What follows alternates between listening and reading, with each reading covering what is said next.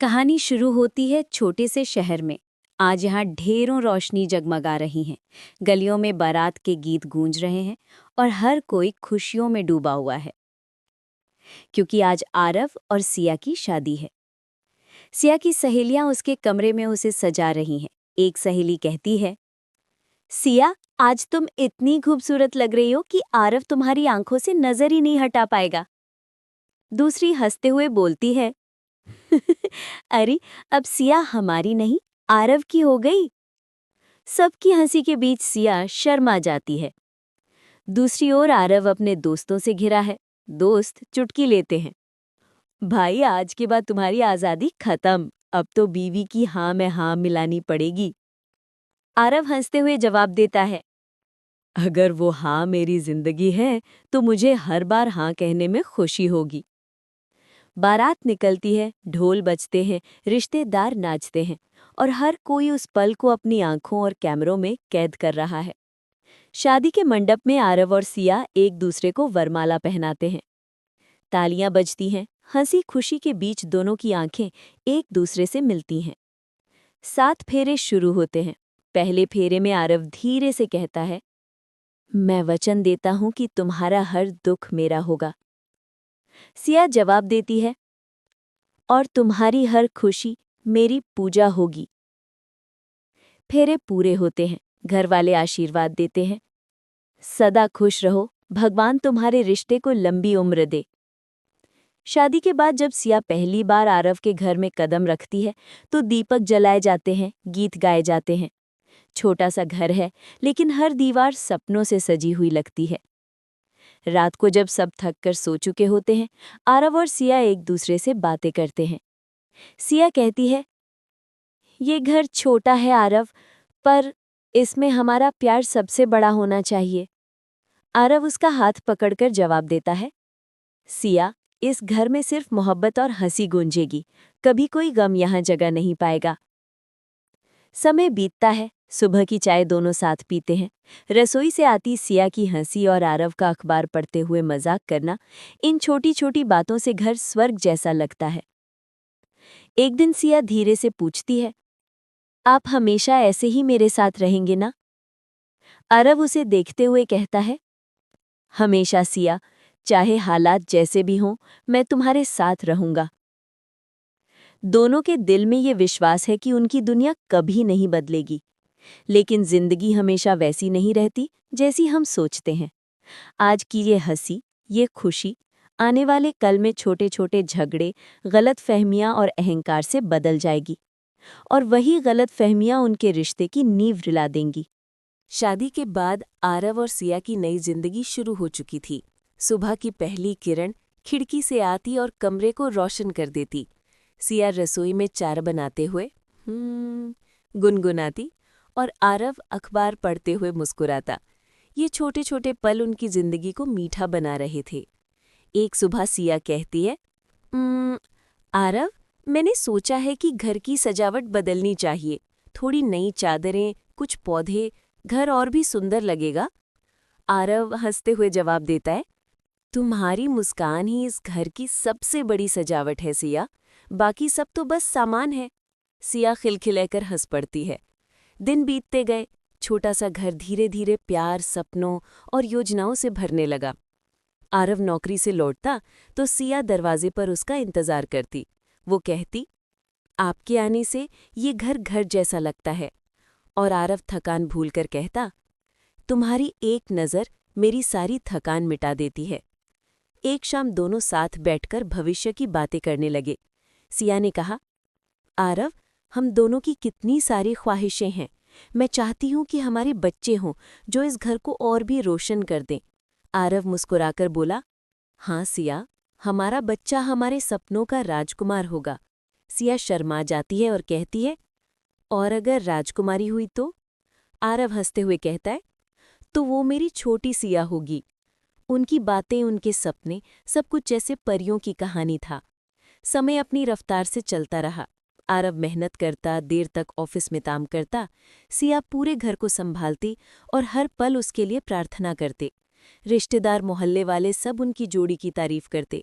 कभी कभी कोई कहता, देखो, आजकल के समय में इतनी अच्छी जोड़ी कहाँ देखने को मिलती है। ये तो सच में भगवान का आशीर्वाद है। आरव और सिया ये सुनकर गर्व महसूस करते। लेकिन धीरे धीरे जिंदगी में छोटे छोटे बदलाव आने लगे। आरव का ऑफिस का काम बढ़ने लगा। कभी कभी वो देर से घर आता और थकान के कारण ज्यादा बातें नहीं कर पाता। सिया उसके इंतजार में रात का खाना ठंडा होने तक रखती। एक रात सिया ने धीरे से कहा, आरव, आप पहले जैसे मुझसे बातें नहीं करते। मैं पूरे दिन आपका इंतजार करती हूँ। आरव थक कर बोला, सिया, काम का दबाव है, तुम्हें समझना चाहिए। सिया चुप हो गई, पर उसके दिल में हल्की सी उदासी भर गई। नए रिश्ते की ये मीठी शुरुआत अब धीरे धीरे एक नई परीक्षा की ओर बढ़ रही थी। खुशियों के बीच एक अदृश्य खामोशी घर करने लगी थी। ये खामोशी आने वाले दिनों में उनके रिश्ते की मजबूती को चुनौती देगी। नई जिंदगी के दिन बीत रहे थे। आरव और सिया का घर अब धीरे धीरे रंगों से भर रहा था। सुबह की चाय, शाम की बातें और हंसी मजाक, सब कुछ जैसे परफेक्ट लग रहा था। लेकिन जिंदगी हमेशा परफेक्ट नहीं रहती। कभी छोटे छोटे मुद्दे भी बड़े बन जाते हैं। एक दिन सिया ने कहा, आरव, मैंने सोचा है कि हमें एक बड़ी अलमारी लेनी चाहिए। ये छोटी वाली अब सारी चीजें नहीं समेट पाती। आरव ऑफिस से थका हुआ आया था। उसने अनमने ढंग से कहा, सिया, फिलहाल अलमारी की जरूरत नहीं है। पैसों को सोच समझ कर खर्च करना होगा। सिया थोड़ा उदास होकर बोली, लेकिन आरव, मैं घर को संवारना चाहती हूँ। क्या मेरी छोटी छोटी ख्वाहिशें भी पूरी नहीं होंगी? आरव चुप रहा। उसकी चुप्पी सिया को और चुभ गई। कुछ दिनों बाद सिया ने आरव से कहा, मैं चाहती हूँ कि हम वीकेंड पर कहीं घूमने चलें। हमें भी वक्त चाहिए। आरव झुंझला कर बोला, सिया, तुम्हें समझ क्यों नहीं आता? अभी मेरे पास काम का बहुत दबाव है। हर बार घूमने फिरने की बातें करना क्या जरूरी है? सिया को लगा जैसे उसकी भावनाओं की कोई कद्र ही नहीं। उस रात दोनों के बीच खामोशी छा गई। आरव बिस्तर के एक कोने पर लेटा और सिया दूसरे कोने पर। दोनों ने एक दूसरे से मुंह फेर लिया। अगली सुबह माहौल भारी था। सिया नाश्ता बनाते बनाते कह बैठी, आरव, पहले तुम मुझसे कहते थे कि मेरी मुस्कान तुम्हारी जिम्मेदारी है। अब तुम्हें मेरी आंखों का दर्द क्यों नहीं दिखता? आरव ने गुस्से से कहा, और तुम मुझे क्यों नहीं समझती? तुम्हारे लिए मैं कितना काम करता हूं, कभी ये क्यों नहीं सोचती? दोनों की आवाज ऊंची हो गई। पहली बार उनके रिश्ते में सन्नाटे की जगह गुस्से की गूंज सुनाई दी। मोहल्ले के बुजुर्ग पड़ोसिन ने ये सुना और धीरे से बुदबुदाई, पहली तकरार हर शादी में होती है, पर अगर अहंकार बीच में आ जाए तो यही तकरार रिश्ते को तोड़ भी देती है। उस दिन आरव और सिया दोनों ही चुप रहे, पर उनके दिलों में पहली बार दूरी का बीज बोया जा चुका था। ये बीज आने वाले दिनों में बड़ा होगा और उनके रिश्ते की जड़ें हिला देगा। आरव और सिया की पहली तकरार को कुछ दिन बीत चुके थे। दोनों ने कोशिश की कि सब कुछ पहले जैसा हो जाए, लेकिन दिल के अंदर की खामोशी अब भी बनी हुई थी। एक शाम आरव ऑफिस से देर से लौटा। उसके फ़ोन पर कई कॉल्स आए थे, लेकिन उसने सिया को बताया, मीटिंग थी इसलिए लेट हो गया। सिया ने उसके चेहरे को गौर से देखा और मन ही मन सोचा, क्या सचमुच सिर्फ मीटिंग थी या कुछ और? अगले दिन मोहल्ले की एक औरत ने सिया से कहा, कल रात मैंने आरव को बाजार में देखा था, किसी महिला के साथ खड़े थे। ये सुनते ही सिया का चेहरा उतर गया। उसने कुछ नहीं कहा, लेकिन दिल में शक का बीज पनपने लगा। रात को जब आरव घर आया, सिया ने बिना कुछ पूछे चुपचाप खाना परोसा। आरव ने कहा, क्या हुआ सिया, तुम इतनी चुप क्यों हो? सिया ने ठंडे लहजे में कहा, कुछ नहीं, तुम्हें तो वैसे भी अब मेरी बातों से फर्क नहीं पड़ता। आरव हैरान रह गया, अरे, ये कैसी बातें कर रही हो? सिया ने धीरे से कहा, कल मोहल्ले में लोग कह रहे थे कि तुम किसी और के साथ थे। आरव गुस्से में आ गया, तुम्हें मुझ पर भरोसा नहीं है? क्या इतने सालों में मैंने कभी तुम्हें धोखा दिया है? सिया की आंखों में आंसू आ गए, मैं बस जानना चाहती हूं कि सच क्या है। आरव चिल्ला कर बोला, सच ये है कि तुम हर बात पर शक करती हो। अगर यही हाल रहा तो इस रिश्ते का क्या होगा? उस रात दोनों कमरे में चुपचाप बैठे रहे। सिया की आंखों में आंसू थे और आरव के मन में गुस्सा। दोनों सोच रहे थे कि उनकी तरफ से वो सही हैं, लेकिन यही खामोशी और यही शक धीरे धीरे उनके बीच दीवार बनने लगा। हर दिन नई गलतफहमियां जुड़ती गईं, छोटी छोटी बातें तकरार में बदलने लगीं। एक दिन आरव ऑफिस से जल्दी लौटा और देखा कि सिया पड़ोसन से कह रही थी, अब आरव पहले जैसे नहीं रहे, शायद अब उन्हें मेरी जरूरत नहीं है। ये सुनकर आरव का दिल टूट गया। वो सोचने लगा, मैं कितनी मेहनत करता हूं और मुझे ही गलत समझा जा रहा है। यही गलतफहमियां अब अहंकार में बदलने लगी थीं। दोनों अपनी अपनी जगह सही थे, पर उनके बीच का रिश्ता धीरे धीरे कमजोर होता जा रहा था। गलतफहमियों का सिलसिला अब रुकने का नाम ही नहीं ले रहा था। आरव और सिया दोनों अपनी अपनी जगह सही थे, लेकिन दोनों में से कोई भी झुकना नहीं चाहता था। एक दिन सिया ने कहा, आरव, अगर तुम्हें मेरे साथ रहना मुश्किल लग रहा है तो साफ साफ कह दो। आरव गुस्से में बोला, मुश्किल तुम बनाती हो सिया, छोटी छोटी बातों को तूल लेकर। सिया की आंखों में आंसू भर आए। अगर मैं बोलती हूं तो तुम्हें तकरार लगती है, और अगर चुप रहती हूं तो तुम्हें लगता है मैं दूर हो रही हूं। आखिर चाह क्या रही हो तुम? आरव का स्वर कठोर हो गया। मुझे सिर्फ इतना चाहिए कि तुम मुझ पर भरोसा करो, पर अगर तुम्हें भरोसा है ही नहीं तो इस रिश्ते की नींव ही क्या है? उस रात दोनों के बीच खामोशी नहीं बल्कि ठंडापन था। अब बातें कम और ताने ज्यादा होने लगे। सिया अक्सर कहती, तुम्हें अब घर से ज्यादा बाहर की दुनिया की परवाह है। आरव पलटकर जवाब देता, और तुम्हें बस शिकायत करनी आती है, कभी ये नहीं सोचा कि मैं तुम्हारे लिए कितना मेहनत करता हूं। दोनों का अहंकार इतना बढ़ गया कि कोई भी झुकने को तैयार नहीं था। रिश्ता जो कभी प्यार से जुड़ा था, अब उसमें दीवार खड़ी हो गई थी। एक दिन घरवालों के सामने भी तकरार हो गई।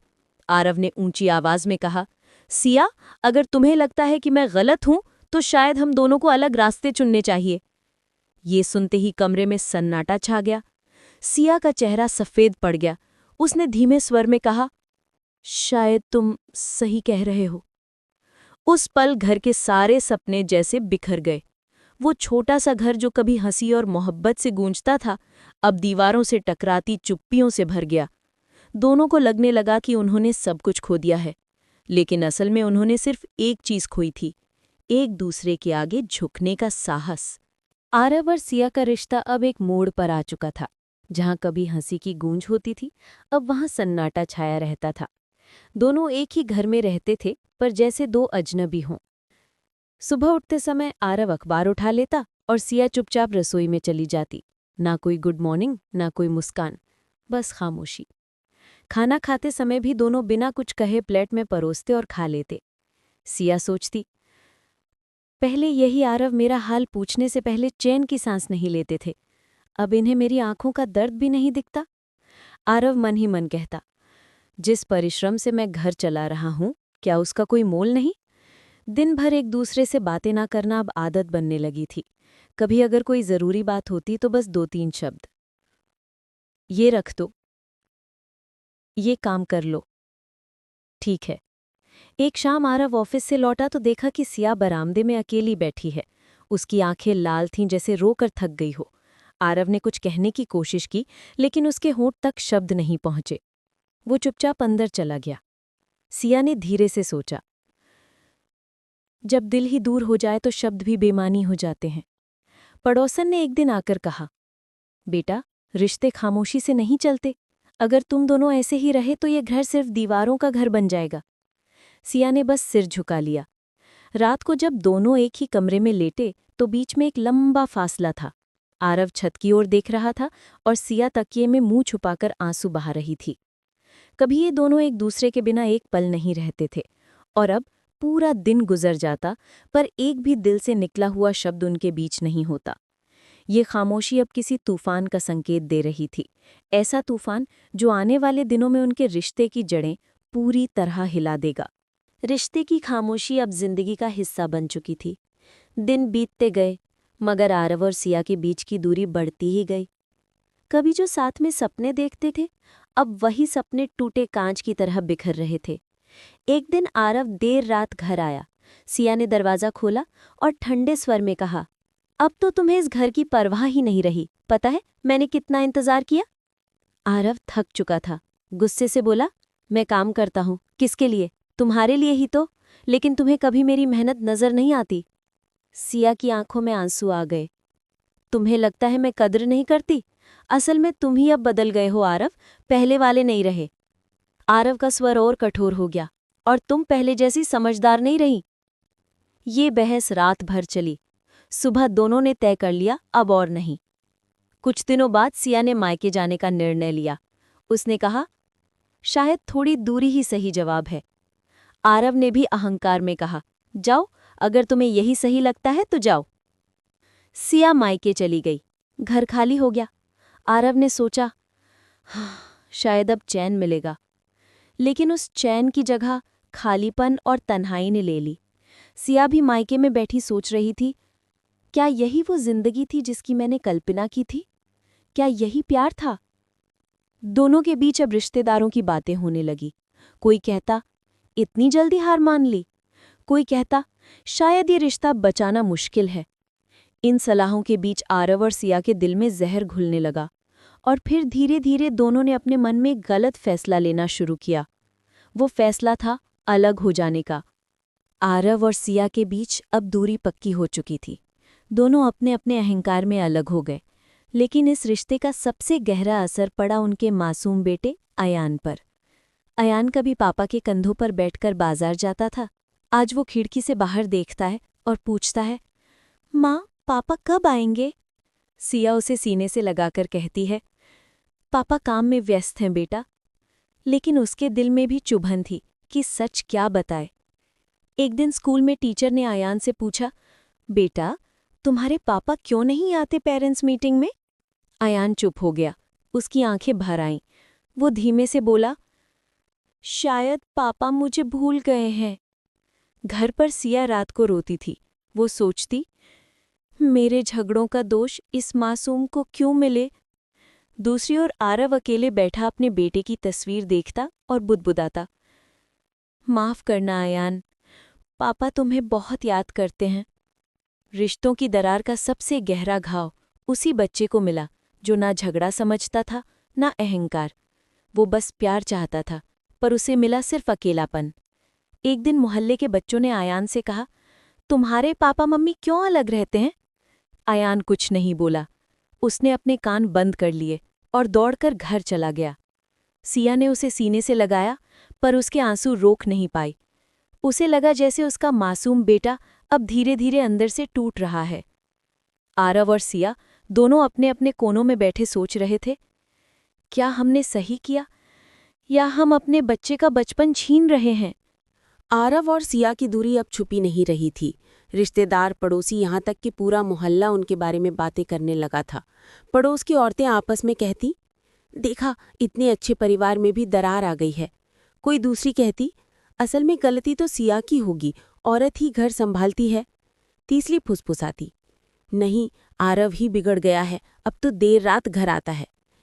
ये बातें सिया के कानों तक पहुंचती। वो भीतर ही भीतर टूट जाती। उसे लगता, क्या मेरी सारी मेहनत किसी को नजर नहीं आती? सब मुझे ही दोषी मानते हैं। दूसरी ओर आरव जब ऑफिस जाता तो सहकर्मी कहते, अरे सुना है तुम्हारा घर टूटने वाला है, ये कैसी शादी थी? आरव का सिर झुक जाता। वो गुस्से में कहता, ये मेरा निजी मामला है, किसी को हक नहीं दखल देने का। लेकिन दिल में उसके अहंकार और दर्द की आग और भड़क जाती। एक दिन परिवार के बुजुर्ग इकट्ठा हुए। उन्होंने कहा, आरव, सिया, तुम दोनों को सोचना चाहिए। समाज में इज्जत सबसे बड़ी होती है। अगर तुम अलग हुए तो लोग तुम्हारा मजाक उड़ाएंगे। सिया ने रोते हुए जवाब दिया, क्या हमें सिर्फ समाज की इज्जत बचानी है? हमारे दिल, हमारा बच्चा, उसका दर्द, उसका क्या? कमरे में सन्नाटा छा गया। रिश्ता अब सिर्फ पति पत्नी का नहीं रहा था, बल्कि समाज की नज़रों का तमाशा बन चुका था। समाज का दबाव दोनों को और दूर धकेल रहा था, और ये दबाव उन्हें एक ऐसे मोड़ पर ले जाने वाला था जहां से वापसी लगभग नामुमकिन लग रही थी। आरव और सिया के बीच अब रिश्ते का ताना बाना पूरी तरह उलझ चुका था। जहाँ कभी प्यार और सपने थे, अब वहाँ सिर्फ खामोशी, ताने और दूरियां थीं। अयान अपने कमरे में अकेला खेलता, कभी माँ को देखता, कभी पापा की तस्वीर। उसकी आंखों में सवाल थे, क्यों हम वैसे नहीं जैसे बाकी परिवार? एक दिन आरव और सिया दोनों वकील के ऑफिस में पहुंचे। टेबल पर कागज रखे थे, तलाक के कागज। वकील ने कहा, सोच लीजिए, ये फैसला आसान नहीं होता। एक बार दस्तखत कर दिए तो पीछे मुड़ना मुश्किल होगा। सिया की आंखों में आंसू थे। उसने धीमे स्वर में कहा, शायद अब यही सही है। आरव ने कठोर आवाज में जवाब दिया, हाँ, अब और साथ रहना संभव नहीं। दोनों ने दस्तखत कर दिए। पेन कागज पर चला और उनके रिश्ते की कहानी खत्म होती गई। घर लौटकर सिया बिस्तर पर बैठी। उसने अयान को देखा। अयान मासूमियत से पूछ बैठा, माँ, पापा अब हमारे साथ क्यों नहीं रहते? सिया का गला भर आया। उसने बस इतना कहा, पापा तुमसे बहुत प्यार करते हैं बेटा। दूसरी ओर आरव भी अकेलेपन में शराब का गिलास थामे सोच रहा था। क्या सचमुच यही सही था, या मैंने अपनी सबसे बड़ी गलती कर दी? उस रात आसमान में चांद था, लेकिन उनके दिलों में अंधेरा। एक रिश्ते का अंत हो चुका था। तलाक के बाद आरव और सिया दोनों की जिंदगी बदल गई थी, लेकिन ये बदलाव वैसा नहीं था जैसा उन्होंने सोचा था। आरव अकेले अपने घर में बैठा रहता। कमरे में अब सन्नाटा था। दीवारों पर वही तस्वीरें थीं, लेकिन उनमें मुस्कान नहीं थी। रात को वो काम से लौटकर थका हुआ कुर्सी पर बैठ जाता और बुदबुदाता, सिया की हंसी के बिना ये घर कितना खाली है। दूसरी ओर सिया मायके में थी। उसके आसपास लोग थे, लेकिन दिल अकेला था। वो अयान को देखकर मुस्कुराती, लेकिन उसकी आंखों के कोने में हमेशा आंसू चमकते। अयान अक्सर पूछता, माँ, पापा कब आएंगे? सिया दिल पर पत्थर रखकर जवाब देती, पापा व्यस्त हैं बेटा, पर वो तुम्हें बहुत प्यार करते हैं। लेकिन सिया जानती थी कि ये सच आधा अधूरा है। समाज की बातें भी पीछा नहीं छोड़ रही थी। कोई कहता, देखो कितनी जल्दी रिश्ता टूट गया। कोई और बोलता, आजकल के लोग रिश्तों की कद्र ही नहीं जानते। आरव और सिया दोनों अपने अपने कोनों में इन शब्दों से घायल हो रहे थे। लेकिन सबसे ज्यादा असर अयान पर था। उसने स्कूल जाना कम कर दिया।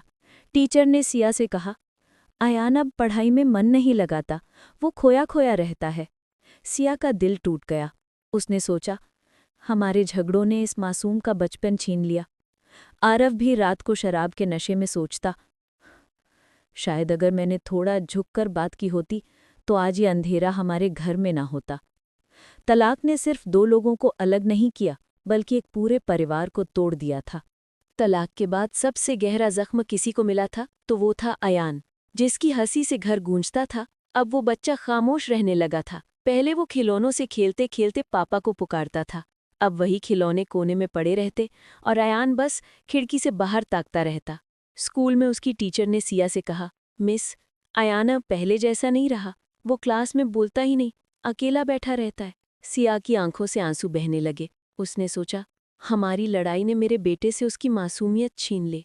एक शाम अयान ने सिया से पूछा, माँ, क्या मैं गलती से पैदा हुआ था? अगर मैं ना होता तो आप और पापा झगड़ते नहीं। सिया का दिल टुकड़े टुकड़े हो गया। उसने अयान को सीने से लगा लिया और रोते हुए कहा, नहीं बेटा, तुम हमारी जिंदगी का सबसे बड़ा तोहफा हो। तुम्हारे बिना तो मैं जी ही नहीं सकती। दूसरी ओर आरव अपने दोस्त से कह रहा था, अयान मुझसे दूर होता जा रहा है। कभी वो मेरी उंगली पकड़कर चलता था, आज मुझे देखना भी नहीं चाहता। दोस्त ने समझाया, आरव, बच्चे को प्यार चाहिए। अगर तुम दोनों सच में उससे प्यार करते हो तो उसके लिए कुछ करना होगा। लेकिन अहंकार और टूटन इतनी गहरी थी कि आरव और सिया एक दूसरे से मिलने तक को तैयार नहीं थे। बीच में फंस गया था सिर्फ अयान। उसकी खामोशी अब चीख बन रही थी। उसकी आंखों का सन्नाटा कह रहा था, मुझे माँ और पापा दोनों चाहिए, पर मुझे कोई सुन नहीं रहा। सिया अब अकेली थी। तलाक के बाद उसने ठान लिया था कि चाहे हालात जैसे भी हों, वो अयान को कभी कमज़ोर नहीं होने देगी। सुबह जल्दी उठकर सिया घर का काम करती, फिर अयान को स्कूल के लिए तैयार करती। स्कूल की फीस, घर का किराया, राशन, सब कुछ अकेले संभालना पड़ता था। एक दिन मोहल्ले की औरत ने कहा, सिया, औरत अकेली कब तक लड़ पाएगी? तुम्हें फिर से शादी कर लेनी चाहिए। सिया ने ठंडे स्वर में जवाब दिया, मेरा बेटा ही मेरी दुनिया है, मुझे किसी और का सहारा नहीं चाहिए। लेकिन सच्चाई ये थी कि सिया रोज टूट रही थी।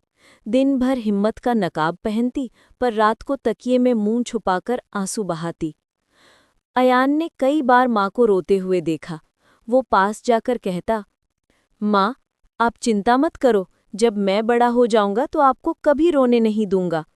सिया मुस्कुराती, लेकिन दिल से जानती थी कि उसका मासूम बेटा ही उसकी सबसे बड़ी मजबूरी बन चुका था। एक दिन स्कूल में फीस भरने का आखिरी दिन था। सिया के पास पूरे पैसे नहीं थे। वो प्रिंसिपल से बोली, सर प्लीज़ मुझे थोड़ा और समय दीजिए, मैं कोशिश कर रही हूँ। प्रिंसिपल ने कहा, मैडम हम आपकी स्थिति समझते हैं, लेकिन नियम सबके लिए एक जैसा है। सिया स्कूल से बाहर निकली, उसके कदम भारी थे। उसने आसमान की तरफ देखा और कहा, भगवान, मैंने तो सिर्फ एक सुखी परिवार मांगा था। क्या मेरी ये मांग इतनी बड़ी थी कि मुझे ये दिन देखने पड़ रहे हैं?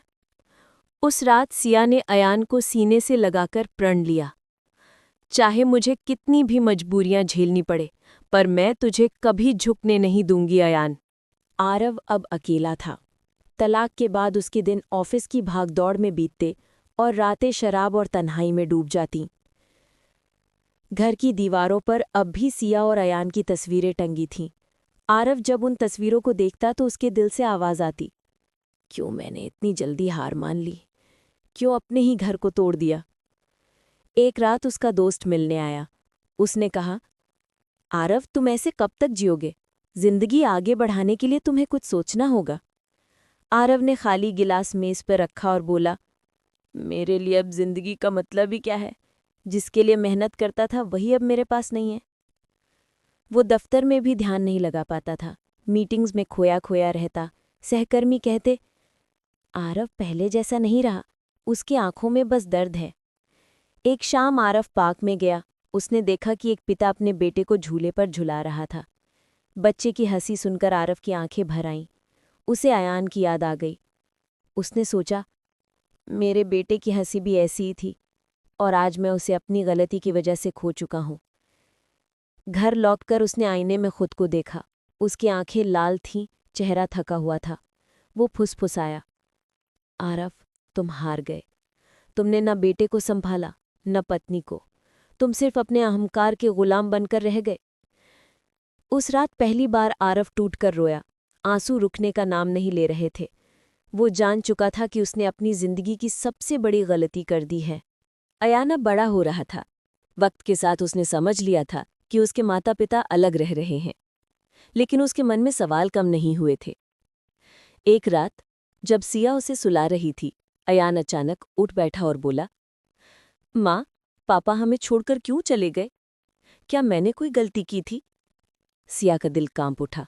उसने आंसू रोकते हुए कहा, नहीं बेटा, तुम्हारी कोई गलती नहीं। गलती हमारी थी, हम दोनों बड़ों की। अयान चुपचाप लेटा रहा, लेकिन उसकी आंखों से आंसू बहने लगे। उसने धीमे स्वर में कहा, माँ, अगर आप और पापा दोनों मुझसे प्यार करते हैं तो साथ क्यों नहीं रहते?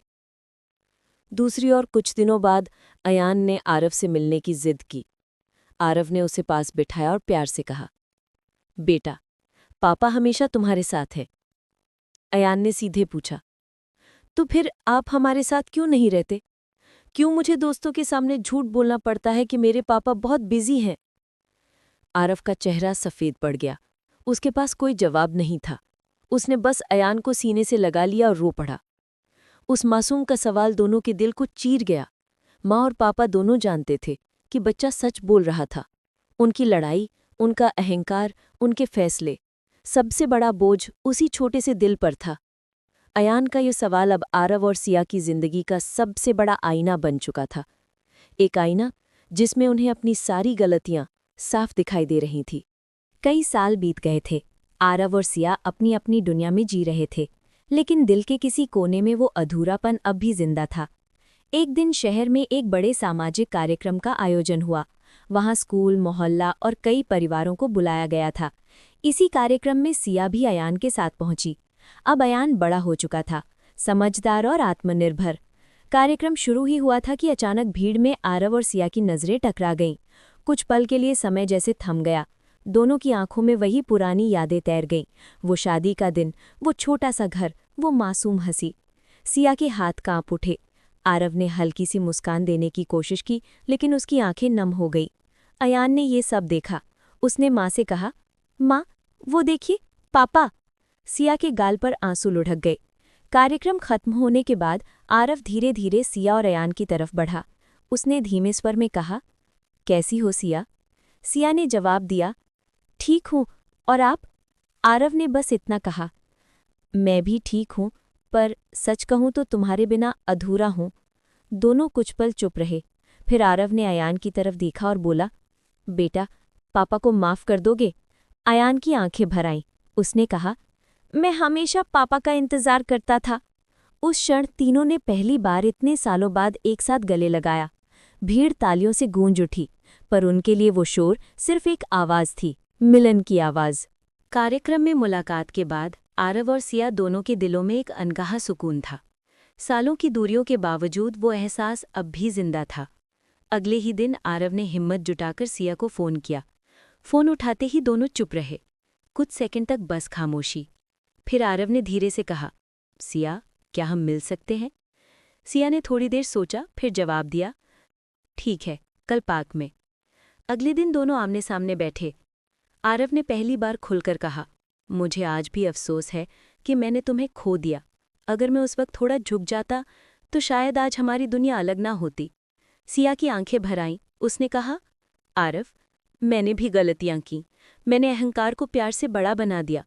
पर अब जब अयान बड़ा हो गया है तो समझ आता है कि हम दोनों ने कितना खोया। कुछ पल के लिए दोनों चुप रहे। फिर सिया ने हल्की सी मुस्कान के साथ कहा, क्या तुम्हें लगता है कि टूटा हुआ रिश्ता फिर से जुड़ सकता है? आरव ने उसकी आंखों में देखते हुए जवाब दिया, अगर दोनों सच में कोशिश करें तो हाँ, क्यों नहीं? पास में बैठा अयान ये सब सुन रहा था। उसकी आंखों में चमक थी। उसने कहा, अगर आप दोनों फिर से साथ हो जाओगे तो मेरी सबसे बड़ी ख्वाहिश पूरी हो जाएगी। उस पल आरव और सिया दोनों ने महसूस किया कि शायद किस्मत उन्हें दूसरा मौका दे रही है। एक नया रास्ता, एक नई शुरुआत। नई मुलाकात के बाद आरव और सिया के बीच बातचीत बढ़ने लगी थी। सालों बाद दोनों हंसते हुए बातें कर रहे थे, लेकिन दिल के अंदर एक डर भी था। क्या सचमुच ही रिश्ता फिर से संभल सकता है? एक शाम आरव ने सिया से कहा, सिया, क्या हम फिर से साथ रह सकते हैं? क्या तुम मुझे एक और मौका दोगी? सिया ने उसकी आंखों में देखा और धीरे से बोली, आरव, मैं चाहती हूं कि हम फिर से एक हों, पर मेरा डर है, क्या तुम फिर से वही गलती तो नहीं करोगे? क्या मैं फिर से टूटी तो नहीं जाऊंगी? आरव ने उसका हाथ पकड़कर कहा, मैं मानता हूं कि मैंने गलतियां की, लेकिन अब मैं बदल चुका हूं। मैं वादा करता हूं अब भरोसे को कभी नहीं तोड़ूंगा। अयान ने बीच में कहा, माँ, पापा, अगर आप दोनों साथ होंगे तो मैं सबसे खुश इंसान बन जाऊंगा। कृपया एक बार कोशिश जरूर करना। लेकिन कुछ दिन बाद समाज की वही पुरानी बातें सामने आने लगीं। रिश्तेदार कहने लगे, तलाक के बाद कौन फिर से साथ रहता है? लोग क्या कहेंगे? ये सुनकर सिया फिर से असमंजस में पड़ गई। रात को उसने आरव से कहा, मुझे भरोसा है तुम पर आरव, लेकिन दुनिया की बातें मुझे डराती हैं। आरव ने शांत स्वर में जवाब दिया, अगर हम दोनों एक दूसरे पर भरोसा करेंगे तो दुनिया की कोई ताकत हमें अलग नहीं कर पाएगी। सिया उसकी बात सुनकर मुस्कुराई, पर उसके दिल में अब भी एक कसौटी थी। क्या सचमुच ये भरोसा हमेशा कायम रहेगा? कई महीनों तक आरव और सिया एक दूसरे से मिलते रहे। बातें हुई, हंसी बांटी, पुराने दर्द पर मरहम लगाया। लेकिन अब सबसे बड़ा सवाल सामने था, क्या ये रिश्ता फिर से शादी तक पहुंचेगा? एक सुबह अयान ने दोनों को बैठाकर कहा, माँ, पापा, मैं अब बच्चा नहीं हूँ। मैं जानता हूँ कि आप दोनों एक दूसरे से आज भी प्यार करते हैं, तो फिर क्यों नहीं मान लेते? क्यों नहीं एक बार फिर से शादी कर लेते? आरव और सिया ने एक दूसरे की ओर देखा। सिया ने धीमे स्वर में कहा, आरव, दिल तो कहता है हाँ, लेकिन डर अब भी है। क्या इस पर सब ठीक रहेगा? आरव ने उसके हाथ थामकर कहा, सिया, इस बार मैं तुम्हें खोने का जोखिम नहीं उठाऊंगा। हमने अतीत से सीखा है, अब हमें सिर्फ भविष्य संवारना है। कुछ दिन बाद परिवार और समाज के बीच उन्होंने साफ ऐलान किया, हम फिर से साथ रहेंगे। हम अपने बेटे के लिए, अपने प्यार के लिए और अपनी गलती को सुधारने के लिए एक नई शुरुआत करेंगे। लोग हैरान थे। किसी ने कहा, क्या ये सच में संभव है? कोई बोला, इतनी हिम्मत तो हर किसी में नहीं होती। लेकिन आरव और सिया अब तय कर चुके थे। उन्होंने नया रिश्ता शुरू करने का फैसला लिया। आज का दिन खास था। वही शहर, वही मोहल्ला, लेकिन इस बार माहौल अलग था। आज आरव और सिया दोबारा शादी के बंधन में बंधने वाले थे। घर में फिर से रोशनी थी, ढोल नगाड़ों की आवाज़ गूंज रही थी। रिश्तेदार, दोस्त और पड़ोसी सब हैरान थे, लेकिन उनकी आंखों में खुशी भी थी। 7 फेरे फिर से शुरू हुए। आरव ने सिया का हाथ पकड़कर कहा, इस बार मैं हर हाल में तुम्हारा साथ निभाऊंगा, कोई गलती हमें अलग नहीं कर पाएगी। सिया की आंखों से आंसू बह निकले। उसने कहा, और मैं हर परिस्थिति में तुम्हारा साथ दूंगी। अब अहंकार नहीं, सिर्फ भरोसा होगा। अयान पास खड़ा था, उसकी आंखों में चमक थी। वो बोला, ये मेरे लिए सबसे बड़ा तोहफा है, अब मेरा परिवार फिर से पूरा हो गया। फेरे पूरे हुए। मंत्रों की आवाज के बीच आरव और सिया फिर से एक हो गए। इस बार उनका मिलन सिर्फ शादी नहीं था, बल्कि पछतावे से सीख लेकर नई जिंदगी की शुरुआत था।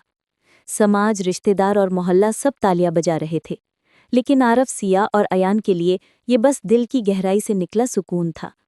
अंतिम संदेश प्रेक्षकांसाठी। दोस्तों, ये कहानी हमें सिखाती है कि अहंकार और गलतफहमियां रिश्तों को तोड़ देती हैं, लेकिन अगर प्यार और भरोसा हो तो टूटा हुआ रिश्ता भी जुड़ सकता है।